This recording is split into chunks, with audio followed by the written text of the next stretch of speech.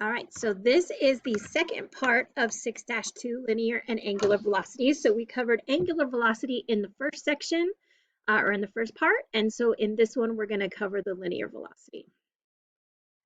So in this case, instead of talking about the angular speed, like how fast it takes for them to go 180 degrees, for example, or pi radians, we're going to talk about the actual land speed of the horse. And so if we're going to do that, we have to consider the radius, because if you look at the red circle that the black horse is on, as that angle goes around, that black horse is traveling a much larger distance than the white horse in the black circle.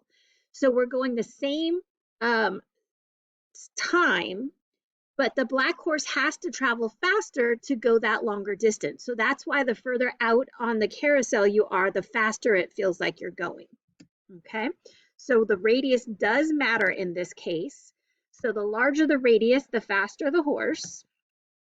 And we say linear velocity is the distance traveled per time. So we're not talking about the angle traveled, but the actual distance. If I put down the string around the circle and picked it up and measured it, how fast or what would be the speed based upon that distance over the amount of time it took to get there. So lowercase s is going to represent arc length, which is the distance traveled by the horse. And so we can say that the velocity, that v, is going to be the length of the arc divided by time. So distance divided by time. But there's some things that we know. So for example, we know that the length of an arc is r times theta. So if I substitute that, I can also say that the linear velocity is r times theta over time, just substituting for s. But we also know that omega is theta over time. And you'll notice there is a theta over time right here. So I can say that the velocity is really r times omega. So it just depends on what the question gives you as to which one of these formulas we're going to use, because they all find the same thing. And so if we read this example, we've got to make sure we know what we're talking about. So the question says, what is the linear velocity of a point rotating at an angular velocity of 31 pi radians per second? So angular velocity, that's omega. So I'm saying omega is equal to 31 pi radians per second. And then the other part of the question says, I have a distance of 15 centimeters from the center.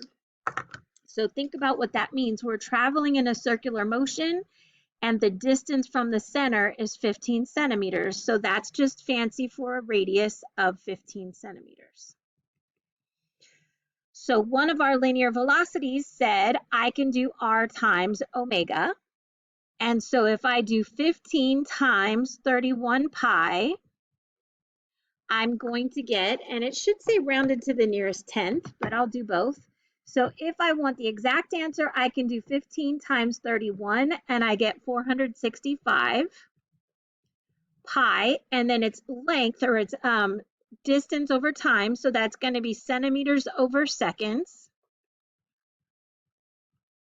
Okay, or I can take that and multiply it by pi, and that gives me 1,461, 60.8 centimeters per second.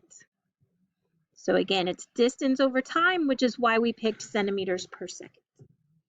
So take a moment to see what you have in the next example, see what you have, see which formula that's going to use, and then see if you can tell me what would be the linear velocity. So take a moment to pause the video. So in this case, it says, find the linear velocity, and it says it's rotating 3.2 revolutions. It's not saying radians, so I need to figure out what would that be in radians. So my theta value is going to be 3.2 revolutions times 2 pi radians per revolution. And so that's going to be 6.4 pi radians. So now I've got theta. And then it says it's traveling that in 7 seconds. So that means I have a time of 7 seconds. And then finally it says I have a radius of 2 centimeters. And so that means that my r is equal to 2. So my linear velocity, remember originally it said it was the length of the arc divided by time, distance over time. So in this case, that length of the arc is r times theta, where theta is in radians. So I have an r of 2, I have a theta of 6.4 pi, and I have a time of 7 seconds. And so this is going to be, remember it's distance over time, and so my distance is in centimeters and my time is in seconds. So this is going to be centimeters per second.